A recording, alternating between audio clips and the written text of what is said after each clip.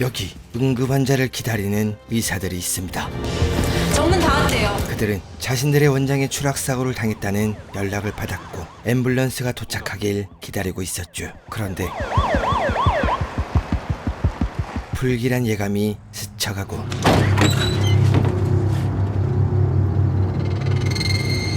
그 예감은 어김없이 적중합니다.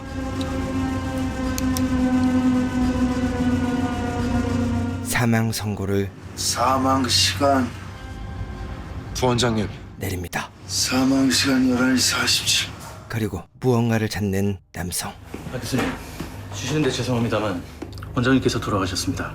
그는 장기이식센터의 선우창입니다. 어느 분이 담당이신지 유족은? 동의하셨습니다. 부검부터. 부검에 영향 없게 하겠습니다. 아시겠지만 강박만요. 생전 원장의 바람대로 자신의 업무에 최선을 다하지만 동료라면 원장의 죽음에 애도의 모습을 보이는 것이 정상인데 우창에겐 그런 모습이 보이지 않습니다. 떨어지셨어. 골반뼈까지 완전히 부서졌어. 옮기는데 허리가 종이처럼 접히더라. 동생과 통화하는 진우. 그런데 원장님한테 그 얘기했어? 원장님이 그거 듣고 알고 돌아가셨냐고. 선우는 건강보험심사평가위원회에서 근무합니다. 그런데 원장에 대한 무언가를 알고 있는 것으로 보이죠. 벌써 보고 끝났어. 곧 다 알게 될 거야. 그리고 이것은 원장의 죽음과 깊은 관련이 있는 것처럼 보입니다. 원장님 어디서 그렇게 되셨는지 들었어? 왜 하필 부원장님 댁이었을까? 원장이 병원에 실려왔을 때 앰뷸런스에는 부원장이 함께 타고 있었죠. 하지만 둘은 함께 술을 마신 만큼 친한 사이가 아니었습니다. 그때 소아 CPR이요. 연락드린 스태프분들입니다. 이쪽이요. 네. 응급환자가 실려옵니다. 딸과 아버지가 함께 도착했는데 딸의 몸에는 칼자국이 5군데나 있었죠. 하지만 여기만요. 애 아빠는 한 군데요. 뒤치기 40줄 타지. 아이가 어른보다 상처가 많다. 수상하지만 기다리는 환자가 많으니 이사가 CT 결과 확인하고 봉합해드릴게요. 서둘러 치료합니다. 그리고 잠시 뒤 실례합니다. 저 한성경찰서에서 나왔는데요. 혹시 아빠랑 같이 실려... 경찰이 부녀를 찾아왔고 자초지종을 듣게 됩니다. 저 어떻게 된 거예요? 강도예요? 아빠 보는 데서 애를 찌른 거예요? 자살기도인데요. 동반 자살. 망연자실한 진우. 오늘 밤 죽어야 할 사람은 죽지 않고 살아야 할 사람이 둘이나 죽었습니다. 노을을 만납니다. 그녀는 원장의 죽음이 수상하다고 말합니다. 두 분 다 술 냄새가 많이 났어. 서로 네 집 내 집 찾아다니며 술 친구하는 사이였다고? 두 분이? 그리고 싸우는 걸 들었어. 직접은 아니지만. 원장과 부원장이 싸우는 걸 목격한 어디서 개수작이야? 누구 인생 망치려고? 내 너 가만 안 둬? 간호사가 있다고 말하죠. 물론 서로 죽일 듯 싸우고도 저녁에 술잔을 기울이며 화해할 수는 있지만 그들이 알고 있는 평소 둘의 관계는 절대로 한자리에 있을 사람들이 아닙니다. 하지만 부원장은 원장이 먼저 집에 찾아왔고 이 원장 내 집에 도착했을 때 이미 술이 많이 돼 있었어. 그놈 담배를 못 끊어가지고. 담배를 피우러 옥상에 올라간 후 쿵 하는 소리가 들렸다고 말합니다. 심근경색. 이번엔 못 피하신 거네요, 원장님이. 평소 건강이 좋지 않았던 원장. 정말로 우연히 옥상으로 올라갔을 때 사고가 일어난 걸까요? 당직을 마치자마자 진우는 경찰을 찾아가 사인을 묻습니다. 원장님 마지막으로 뵀을 때 평소하고 뭐 다른 점 없었습니까? 원장님이 병원 지원금 3억 6천을 자기 개인 통장으로 받았어. 우리 쪽에서도 문제가 될까봐 몰래 회수를 시도했던 모양인데 원장님이 벌써 돈을 옮겼나 봐. 그리고 진우는 이것을 원장에게 찾아가 물어봤는데 무슨 얘기했는데요? 마지막으로 원장님이랑. 늘 하는 얘기요. 업무 얘기. 원장님 대체 무슨 생각을 하신 거예요? 언제까지 숨기려고 하셨어요? 그는 당치도 않은 말이라며 화를 내는 것이 아닌 어떻게 누구한테 들은 거야? 야야 진우야, 그게 아니라 이건 나 혼자 숨기고 그러려 했던 게 아니라 매우 놀라며 변명하기 바빴죠. 하지만 원장에게 탓할 정황은 없었습니다. 원래 심근경색이 있으셨다고 원장님께서. 게다가 술 자시고 담배까지. 이 상태로 떨어지신 것 같은데? 심지어 혼자 떨어지는 것을 목격한 목격자도 있었죠. 형사는 꼬치꼬치 캐묻는 진우에게 수상함을 느낍니다. 여기 온 진짜 이유가 뭡니까?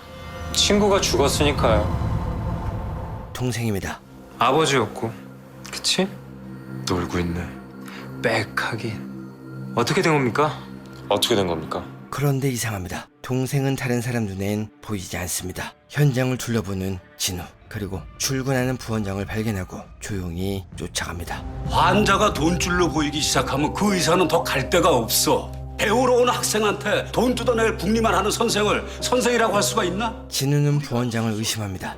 아무리 사기업이 대학 재단을 통째로 먹었다고 해도 이건 아니야. 이래서는 안 되는 거야. 진우가 다니는 병원이 대기업에 인수되며 비싼 치료를 많이 한 의사가 돈을 더 받는 성과급제가 시행됩니다. 남의 환자 보는 시간에 내 환자 잘못해서 성과 떨어질까 봐 몸살인다면 그 성과는 어떻게 할 거야? 무슨 일이 생기면 제일 먼저 뛰어가는 사람들이 간호사 선생들이야. 그걸 어떻게 수치화할 거야? 그래서 많은 의사와 원장이 이것에 반대했고 새로 부임한 구승열 사장과 많은 마찰이 있었죠. 새로운 사장 눈에 생깔이 든 게 아주 일당백으로 생겼던데. 일당백을 왜 원장님 혼자 상대하러 가세요? 원장님 군사가 뒤에 수백인데. 수백이 함께 싸우면 전쟁이야. 장수끼리 목 따는 게 빨라. 장수가 쓰러지면 그 판 끝납니다. 그리고 그 사이에서 부원장이 뱀처럼 간을 보고 있었습니다. 출근을 하는 진우, 그리고 회의가 시작됩니다. 방금 그 출근 전에 보건복지부에 다녀왔는데 호출이 와서. 아닙니다. 부원장은 복지부에 들리지 않았습니다. 뭐 자매 결연 맺으랍니까? 의사 인력 파견 사업에 동참해달랍니다. 현재 좋은 성과를 내지 못하는 부서를 콕 집어 지방으로 파견을 보내겠다는 부원장. 의사들은 강한 반대 의견을 표출합니다. 내가 어떻게 하고 안 된다고 얘기하나? 그게 불만이면 가서 직접 항의들 해봐. 씨나 먹히나. 왜 못해요 왜? 원장님이 했어봐 100번도 더 안 된다 했을 것을. 그리고 진우는 이것을 간호사들에게 말했고 매일 100명을 넘게 봤어요. 술 취한 환자들한테 맞고 희롱당하고 그러면서 지켰어요. 매일 사명감으로 하루하루 버텨왔던 이들은 순간 등에 칼이 꽂히는 기분이 들었을 겁니다. 어차피 우리는 병원 소속이니까 딴과 가거나 뭐 그만두면 돼요. 갈 데 많아요. 그렇지만 이건 좀... 소생실 환자 입실합니다. 잠시 회의할 시간도 없이 환자가 발생하고 형은 여기 아니어도 갈 데 있구나? 진우의 눈에 이 사람들은 하루 수백 명인데 어디 가서 누워? 어디서든 받아주겠지. 길바닥에 뒹굴게 하겠어? 또 동생이 보입니다. 집에 돌아갑니다. 그런데 미칠만해.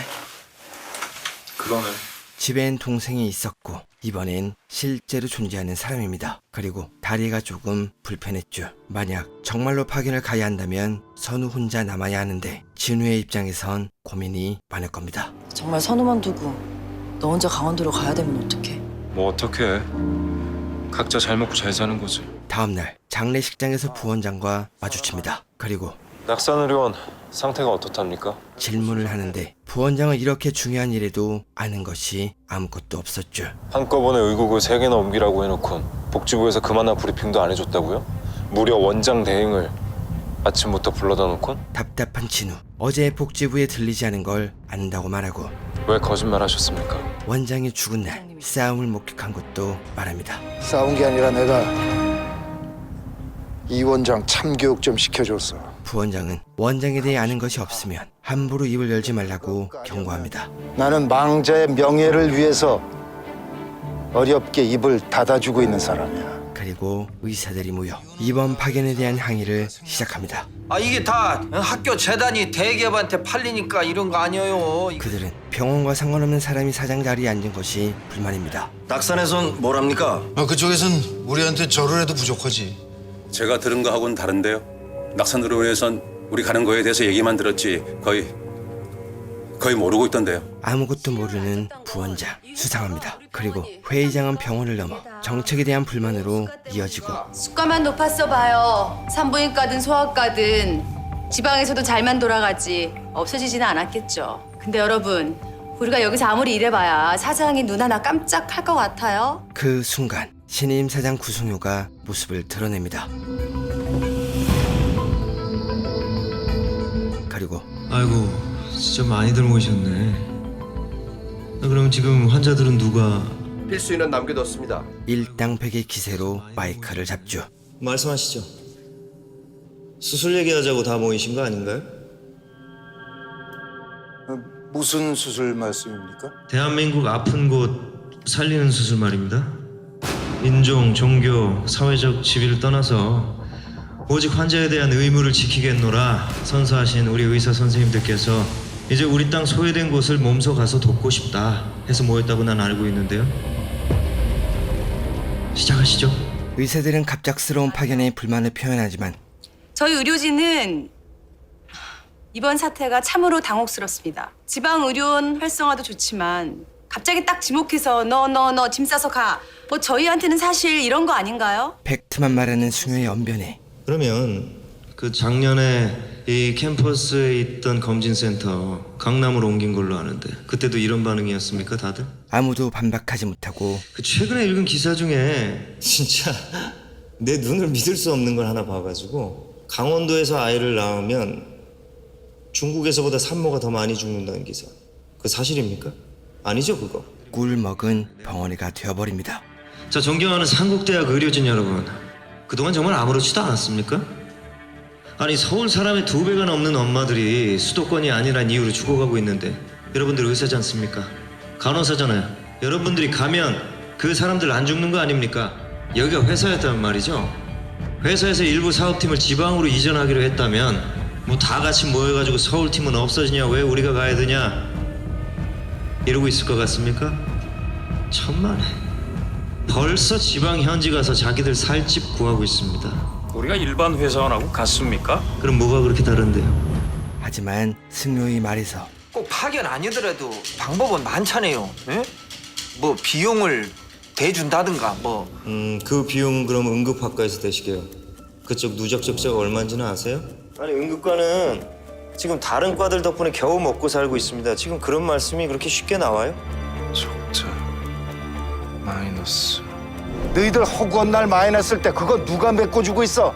필수과만 아니면 벌써 없어졌을 것들이. 부원장과 똑같은 소리를 듣게 되고 흑자가 나는 과는 그럼 파견 대신 돈으로 된다는 뜻입니까? 이번 파견에 다른 목적이 있는 걸 깨닫죠. 지방병원 의사들 월급이 거기 원장보다 많다는 거 아시죠? 그 사람들이 돈이 없어서가 아닙니다. 그 사람들이 아니, 그 사람들 돈 있고 없고 그 얘기가 아니고요. 자꾸 말 돌리시는데 그러지 마시고요. 지원금을 낼 수 있으면 안 가도 된다. 그겁니까? 뭐 내가 그렇다고 하면은 진짜 돈으로 때울 기세신데 그럼 재원은 어떻게 마련할래요? 응급학과시라면? 네, 결론은 돈입니다. 그리고 이때 질문의 의도를 경문만 파악하죠. 달라질 건 이 중 몇몇의 근무지뿐입니다. 그렇죠. 이때 진우는 자신의 의심을 확인하기 위해 여러 부서를 찾아다니며 회계 자료를 찾고 파견이 결정된 3개의 부서가 병원에서 가장 큰 적자를 기록한 하위 3개의 부서인 걸 알게 됩니다. 결심한 진우, 홀로 방에서 회계 자료를 말없이 바라봅니다. 한편 병원 서류를 살펴보는 승효. 매진방 쉬죠. 뭐야 이발소가 이구만. 반낮 없이 공부하고 또 공부하지만 가위만 몇 개야? 병원 일이 처음인 그에겐 어려움이 많습니다. 오스테오톰. 되겠다. 수술실로 향합니다. 그리고 직접 눈으로 보며 공부해보고 오스테오톰 뼈 깎을 때 쓰는 거고. 장갑을 찾다가 깜짝이야. 계속된 수술로 인해 쓰러진 경문을 발견하죠. 그리고 잠시 뒤 경문이 일어나는데 이불이 덮어져 있습니다. 피 한 방울 나오지 않을 사람처럼 보이지만 마음속 깊은 곳엔 인간성이라는 게 조금은 남아있을지도 모릅니다. 다음날 놀라운 문자를 받습니다. 병원. 네? 안성동 병원으로. 지금요? 누군가 병원 게시판에 회계 자료를 올렸고 파견이 결정된 부서는 의료적 지원이 아닌 가장 많은 적자를 기록한 부서라며 이것은 지원으로 가장한 퇴출이란 글을 작성합니다. 그리고 이 글은 죽은 원장의 아이디로 올라왔습니다. 왜 2달 전까지? 큰 의미는 없지 않을까요? 파견 대상 상가는 어차피 내내 빨간색이었고 올린 사람이 가진 게 뭐 마치 2개월 전 거였나 보죠. 그럼 이보은 원장하고 각별한 친분이 있던 사람 중에 회계실이나 전산실에 최근에 자료를 요청한 사람이 있는지도 찾아볼게요. 파견 3과 직원 중심으로 봅시다. 그리고 그 중에 몇 시라고요? 글 올린 게? 6시 54분이요. 오늘 아침. 그럼 그때 앞뒤로 307호 출입한 사람도. 복도 CCTV를 바로 보실 수 있게 해놨습니다. 근데 숙소라는 게 워낙 출입이 자유자재라 시간이 좀 걸리게 생겼네요. 그리고 경무는 이것이 진우의 행동임을 간파하고 원장님이 많이 그리웠나 봐, 예 선생. 승효는 범인을 색출하려 하는데 그가 받은 문자를 보면 병원 내부에 밀고자가 있는 것으로 보입니다. 경무는 진우의 행동이 안타깝습니다. 방법에 대한 고민은 없었나? 본인은 철저히 뒤에 숨고 돌아가신 분 앞세운 선정적인 폭로 말고. 물론 무언가를 해야 하는 상황이지만 올바른 결과를 위해 부적절한 행동을 한다면 꼼수는 결국 빌미를 주는 거야. 상대한테 치고 들어올 빌미를. 이것은 상대에게 칼을 쥐어주는 꼴이라고 말합니다. 그래서 경무는 의사들을 찾아가 오늘 있을 의국 회의에서 방법을 논의하자며 꼭 참석해달라고 말합니다. 사람 참 됐어. 죽였어. 왕따 시킬 때는 언제고.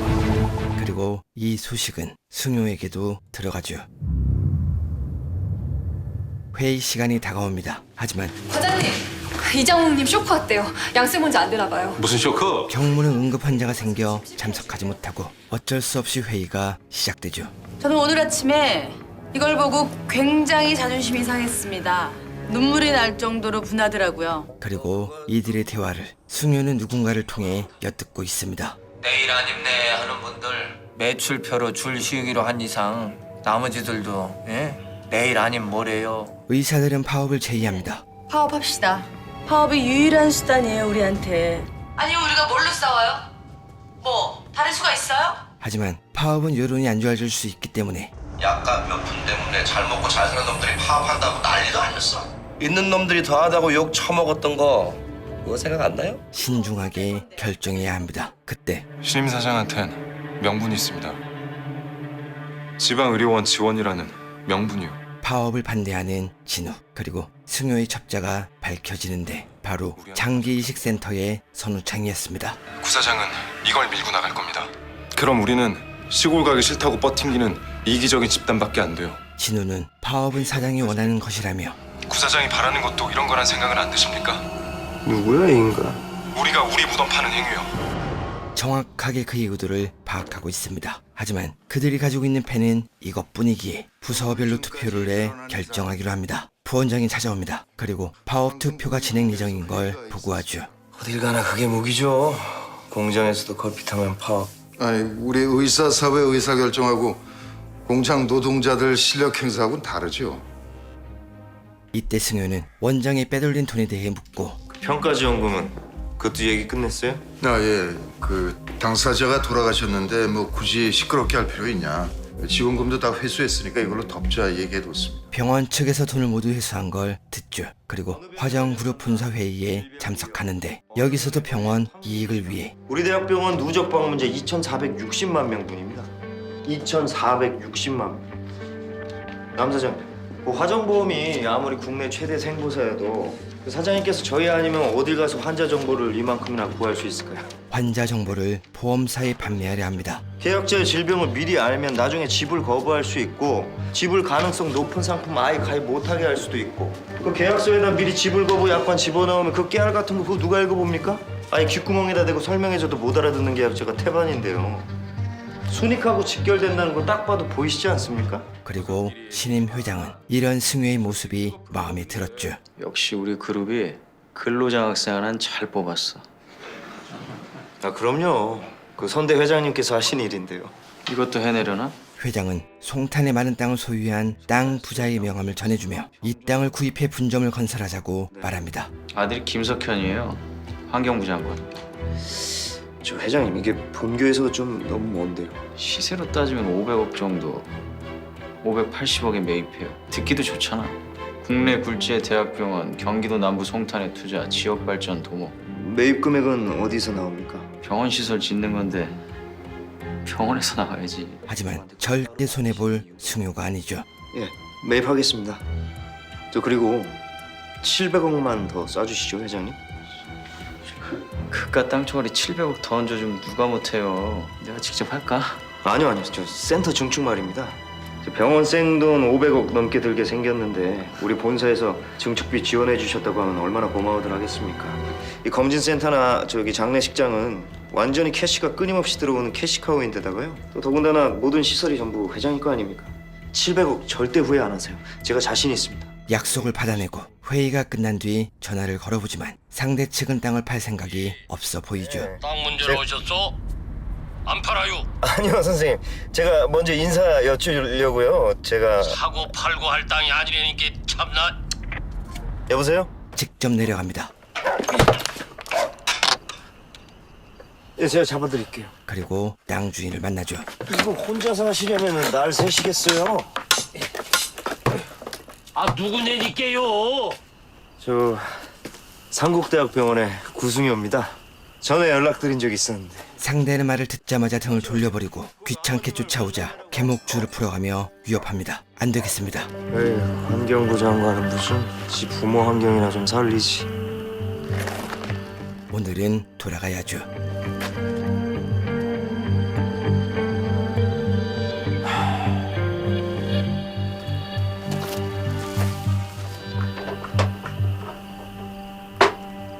다음날 개를 공략하는 승효.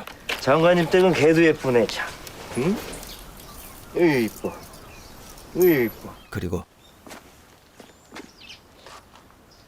땅 주인의 소일거리를 모두 정리해 놓았습니다. 이때 이것을 본 아내가 아침을 차려주고 자연스럽게 한상에 앉게 되죠. 진짜 우리가 그 땅을 계속 갖고 있으면 우리 애한테 나빠요? 기회를 포착한 승효. 이것을 밀고 늘어집니다. 그냥 땅 한 떼기가 아니지 않습니까 아버님. 농지로 등록된 땅이 3만 평인데요. 그런데 거기 안 사시잖아요. 농사도 안 지으시고요.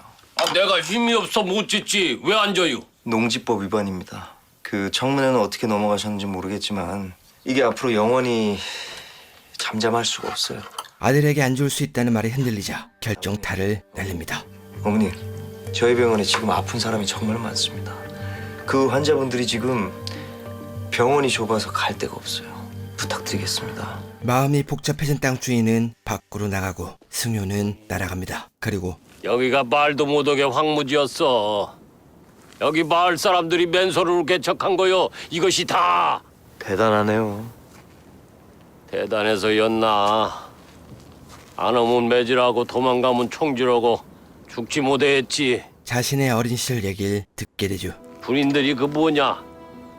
기관단총을 우리 등짝에다 막 찌르고 움막에다 쳐놓더라고. 땅 주인은 서산개척단 출신이었습니다. 그나마 물 막아서 땅 생기면 우리 준다고 해서 그거 하나 믿었더만. 인자 와서 국유질이야. 서산개척단은 불황한 깡패들을 동원해 뻘밭을 개발하는 정부 주도의 사업입니다.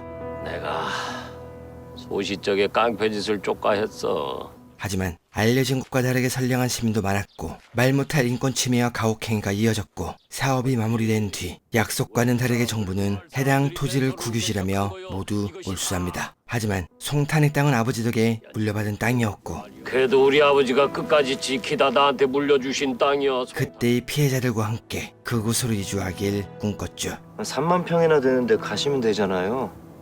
1000평만 남기고 저한테 파셔도, 아니면 땅값 그 받으신 걸로 더 좋은 데를 골라서 다 같이 이주를 하시던가요. 둘째 놈이 싫어야. 아주 펄쩍 뛰어. 내가 그 개척단이었다는 것이 알려지면 지는 아싸리 죽고 뛰어. 돌아가는 길 몰랐던 사연을 알게 된 승효. 사연이 담긴 한이 맺힌 그 땅을 거짓말까지 해가며 구매하는 것에 일말의 죄책감을 느낍니다.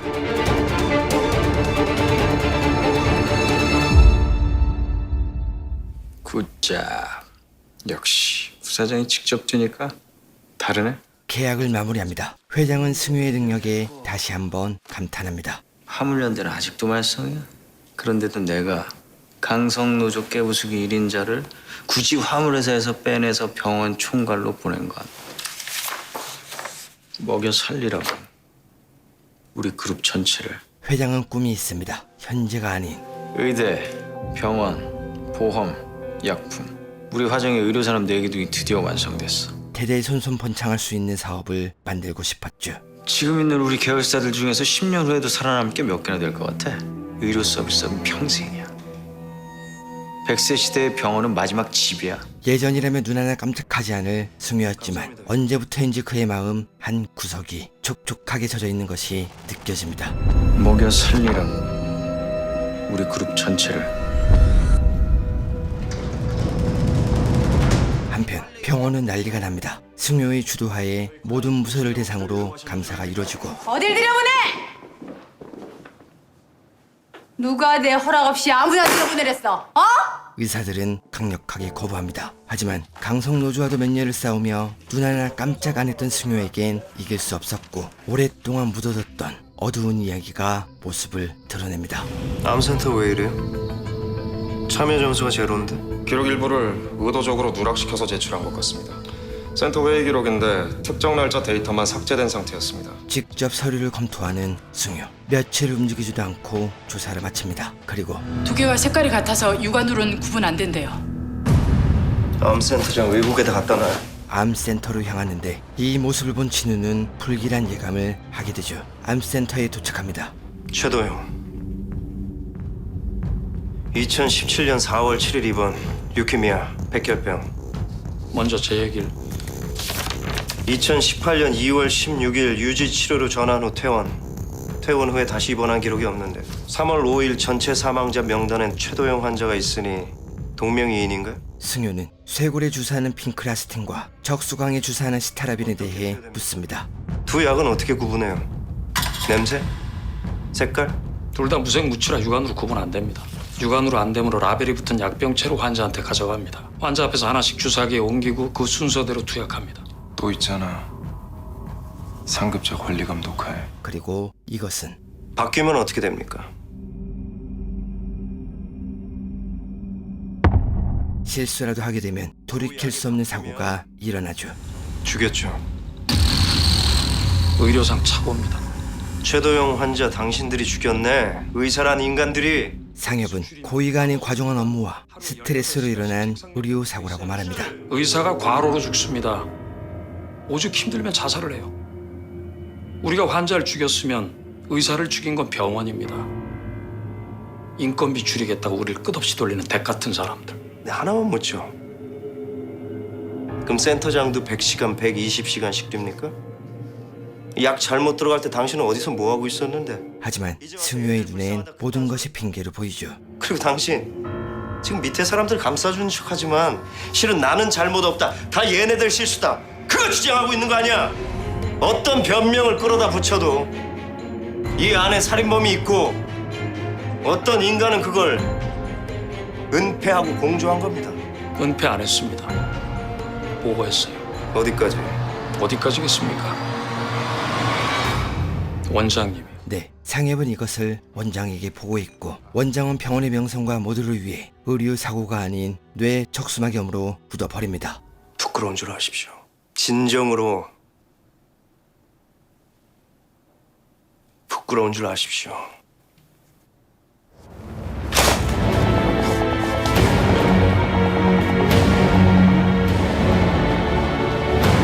흥분한 승효. 아까 그 주사 잘못되는 경우가 의외로 많대요. 그래서 뭔 법까지 제정했다는데 그래도 못 막나 봐요. 우리만 그런 거 아니야. 어느 병원이나 투약 오류는 항상 있어. 환자들은 절대 모르니까. 갑자기 중환자실로 옮겨줘도 그게 약이 잘못 들어가서라고 누가 생각하겠어? 이런 미친놈의 새끼들. 아니 회사에선 불량품 하나만 해도 클레임이 걸리는데. 이렇게 화를 내는 건 처음 봅니다. 그리고 경아는 다른 병원에서도 똑같은 사고가 일어난 걸 말하죠. 그쪽은 어린 아들이 죽었는데 그냥 묻었대요. 부검 안 하고. 다시 꺼내야겠네. 아니요. 주사제가 잘못됐다는 거 짐작했는데도 그냥 장례 치렀어요. 부검이라는 게 자식을 또 죽이는 것 같았대요. 전 그게 이해가 되네요. 저도 엄마다 보니까. 그 약이 잘못되면 그렇게 아프대요. 내 아이가 그 고통을 겪다 갔는데 또 몸에 칼 대는 거 저도 못할 것 같아요. 근데 만약 제가 죽었다면요. 엄마 나 좀 제발 부검해줘. 그럴 것 같아요. 엄마 나 아파서 죽은 거 아니야. 약 때문에 죽었어. 나 너무 억울해. 그럴 것 같아요. 과연 누가 더 나쁜 사람일까요? 이익을 위해 생명보다 돈을 우선시하는 기업, 실수를 사과하거나 인정하지 않고 덮어버린 의사. 과장님 암센터 소문 듣고 막 기겁해갖고 와서는. 소문 아니에요. 정말 다행이죠. 이제라도 밝혀져서. 이 땅의 모든 국민들에게 평등하게 제공되어야 한다. 내가 지금 공공지의 개념을 잘못 이해하고 있는 겁니까? 아니요. 한 가지 이상한 건 원장이 이것을 알고도 덮었다는 겁니다. 적어도 진우가 아는 원장은 절대 그럴 사람이 아닙니다. 앞에서 진우의 눈에만 보이는 선우가 나타났습니다. 그리고 이것은 어렸을 적부터 있던 증상이죠. 방 안에서 공 차지 마. 나 숙제하는데. 아, 가만히 좀 있으라니까. 시끄러워. 진우야. 그리고 이런 진우를 치료했던 의사가 바로 원장입니다. 그는 진우의 입장에서, 아니 환자의 시선에서 누구보다 우리를 이해해주고 생각해주는 좋은 의사였습니다. 진원이가 동생이 아파서 많이 속상했어.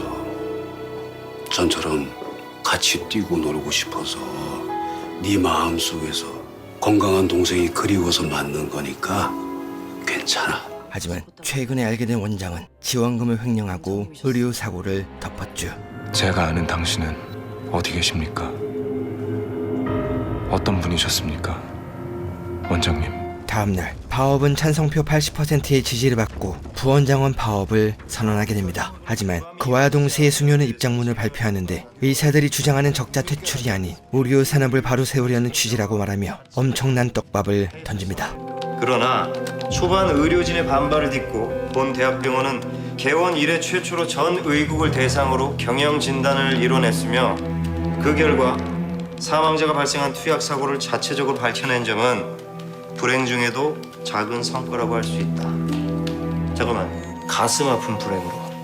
그리고 이 의료사고 기사는 파업에 대한 관심을 완전히 묻어버렸고 가족도 몰랐던 죽음, 의료사고를 환자 탓으로 돌린 병원이란 제목으로 파업의 정당성을 완전히 부셔버립니다. 그리고 승효는 암센터의 다음 타켓을 흉부외과로 정하고 마취 쇼크로 사망했던 환자에 대한 청문회를 예고합니다. 흉부도 난리 났어. 어? 아니 같은 의사인 우리도 다른과 이래는 왈가왈부 안 하는데 그 지가 뭐라고? 어? 얼마나 안다고 우리 평가하고 진단을 하겠대. 의사도 아닌 게 젠장. 하지만 노을은 생각이 조금 다릅니다. 물론 병원에서 환자보다 이익을 생각하는 건 잘못됐지만 구사장 말 틀린 거 없잖아. 다 너무 사실이야. 이 조그마한 나라에서 서울에만 너무 쏠렸어. 승효의 취지가 틀린 것은 아니죠. 독종인 건가? 좋은 방법이 떠오릅니다. 구수면 사장님, 저희 병동 아직 다 못 보셨죠? 현장을 아시면 일하시기가 좀 더 수월할 것 같아서. 잠깐 시간 되세요? 승효를 찾아간 노을, 그리고 직접 소아과로 안내해줍니다.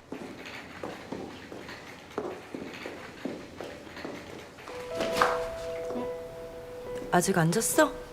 우리 엄마 언제 와요? 지금 너무 깜깜해서 못 오셔. 코 자고 내일 기다리자. 소년의 엄마는 며칠째 연락이 되지 않습니다. 우리 엄마 언제 와요? 엄마 금방 오실 거니까 들어가서 얼른 자자. 만약 병원이 이익을 위해서만 움직인다면 자식이 아픈데 부모가 연락이 안 된다고요? 이번 수속은 엄마가 했는데 분명히 처음엔 같이 왔었는데. 병원비를 못 내는 소년은 당장 쫓아내야죠. 특별히 치료가 필요한 게 아니어서 저희한테 돈이 많이 들어가지는 않아요. 마냥 둘 것도 아니고. 곧 옮겨집니다.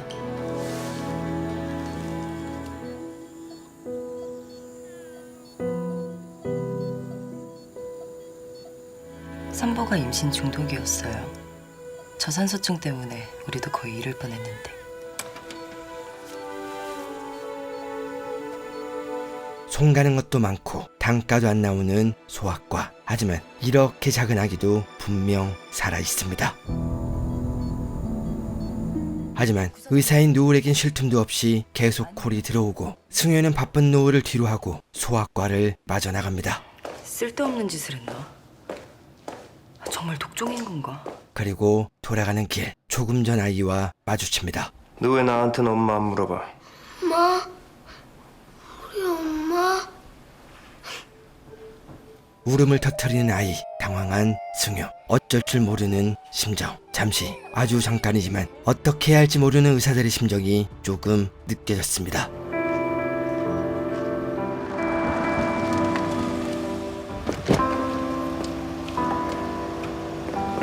돌아가는 길.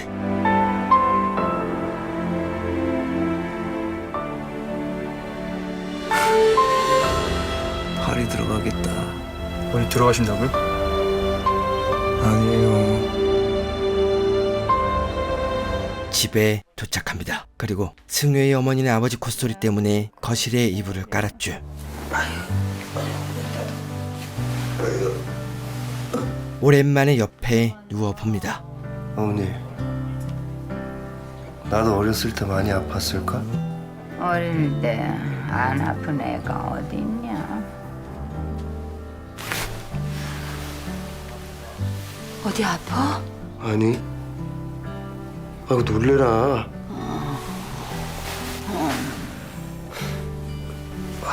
자신도 모르게 책임감이 생긴 것일까요? 아니면 독종이라 그런 것일까요? 승효는 청문회를 위한 공부를 계속합니다. 다음날 부원장의 주도로 청문회가 열리고 승효가 모습을 드러내죠. 지가 들으면 뭘 한다고 여기 와. 지금 알아듣는 게 중요해. 하지만 승효는 그렇게 호락호락한 사람이 아닙니다. 진단 시점에서 바로 컨티뉴어스 IV 경로로 투약했습니다. 잠깐만요.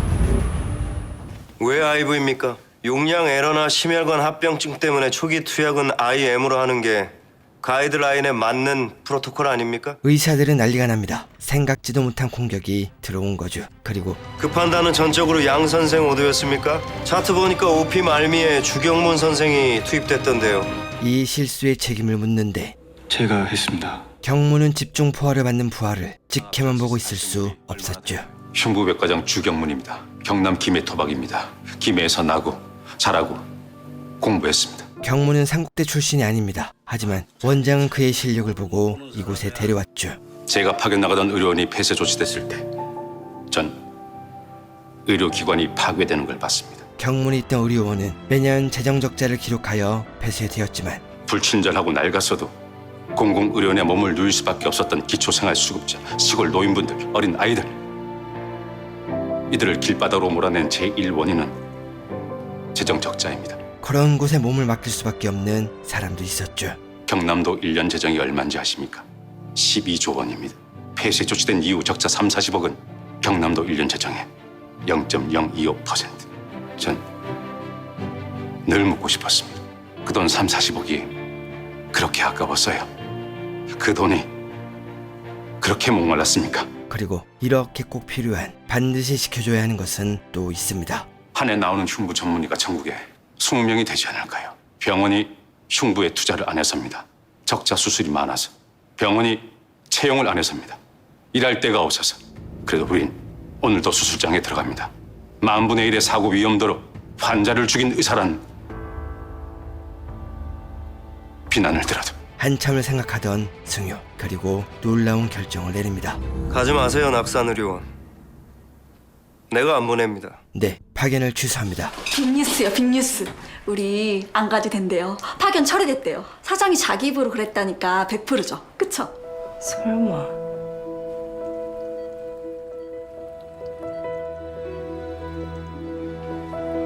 이때 경찰들이 조사를 위해 암센터에 방문하고 상엽을 데려갑니다. 그냥 소환하면 될 걸 굳이 직장까지 쫓아서 쪽을 주나? 방패막이 없다고 아주 마음대로 들이네. 한 가지 재밌는 건 언제까지 공석으로 비워둬요? 원장 자리. 그래요. 빨리 세웁시다. 우리도 대표가 있어야 사장한테 비벼라도 보죠. 부원장은 이 상황을 바라보며 쾌재를 부르고 있습니다.